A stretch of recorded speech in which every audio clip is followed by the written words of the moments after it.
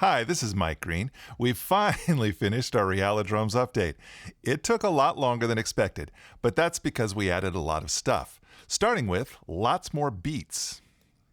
You'll see that we also added these up-down buttons. One nice thing about those is that you can change beats while you're playing.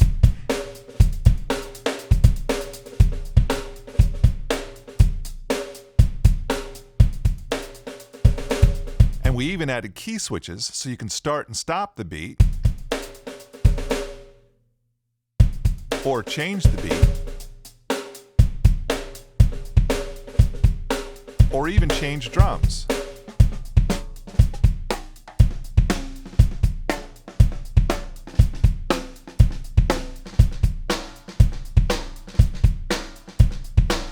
You can set key assignments however you want by going to the Settings page, then to the Key Switches page. And now you can click whatever key you want to assign, or if you have this Select Key by MIDI button engaged, then you can select keys that way. And now you can just choose from whichever of these three menus you want. In the Drums menu, you'll notice that we've added Brush Sweep and Hi-Hat Foot as new options. So maybe here, instead of having semi-open hi-hat, I could have foot instead. Or maybe I want this key to trigger the Start button. Or maybe I want it to trigger a fill. So you can lay out your key mappings however you want. We did this mostly for people who need drum mappings besides the general MIDI mapping, but then we added the other key options, so there you go. And you can use these buttons to save any keyboard layout. We have two factory layouts that we already have here in the data folder. One is this main one where the drums are in the general MIDI format and we put key switches and fills on all the rest of the keys. But we have more fills than we have keyboard space, so we made another layout which is just the fills laid out across the whole keyboard so you can audition more of them at once. By the way, the key colors are blue for the drums and cymbals, yellow for the key switches, which is kind of hard to tell they're yellow since we put them on black keys, and then green for fills. Speaking of fills, here's how they work. In the first version of RealiDrums, you accessed fills through the beat menu, but that was kind of cumbersome, so we put them on key switches instead. It's much easier to use them now because we made it so that they automatically sync with your beat. Plus, the length automatically adjusts depending on where in the bar you play. In other words, sometimes you want a 4-beat fill or 3-beat or 2 beats or 1 beat, so the software automatically makes that work. Check it out. I'm going to play this loop, then play fill key switches, and they'll always play so that they end exactly on the downbeat, whether I play them on the first, second, third, or fourth beat.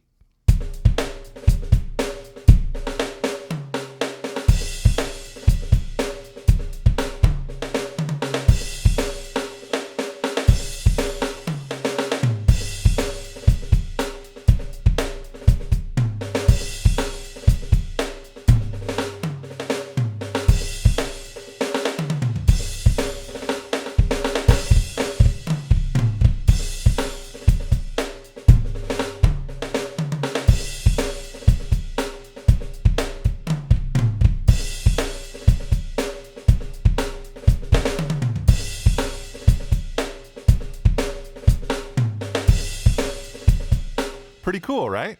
Now, when the beat's not playing, you can still audition beats. And for each one, you can choose the length. 1 beat, 2 beats, 3 beats, 4 beats. It's the same fill, just trimmed to different lengths. Note that this length menu only works when the beat is not playing. If the beat is playing, then the length of the fill is determined by when you play it, since our software automatically keeps it in sync. Now, there's also an end of crash button. That's for when a beat is playing, you may or may not want to crash as you go into the next downbeat.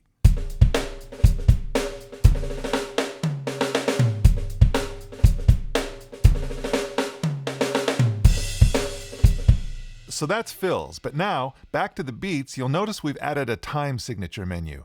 We got a lot of requests for this, so for each of these time signatures, we've added lots more beats.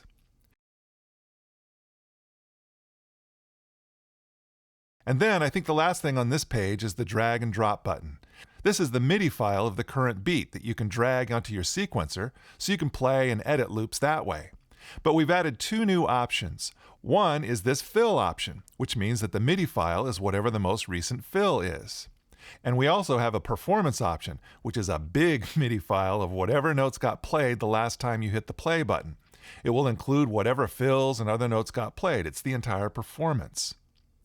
Okay, so now let's move on to the mixer page. I can't remember if this play button was here before. The only other new thing here is that since we added brush sweeps, then there's a channel strip for that.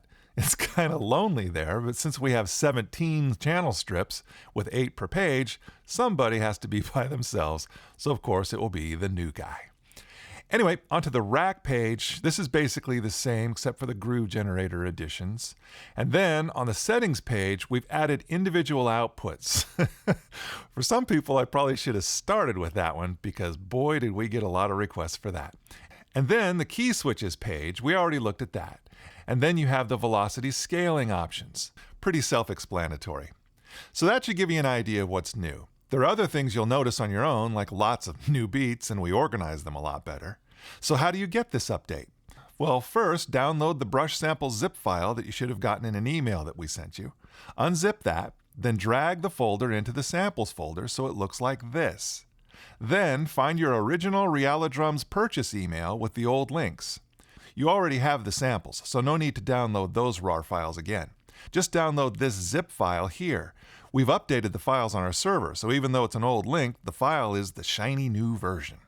Unzip that, then put the items into your RealiDrums folder. You can erase the old resource container files and instrument folder, although if you think you might need them for songs you already did, maybe keep them handy in a separate folder.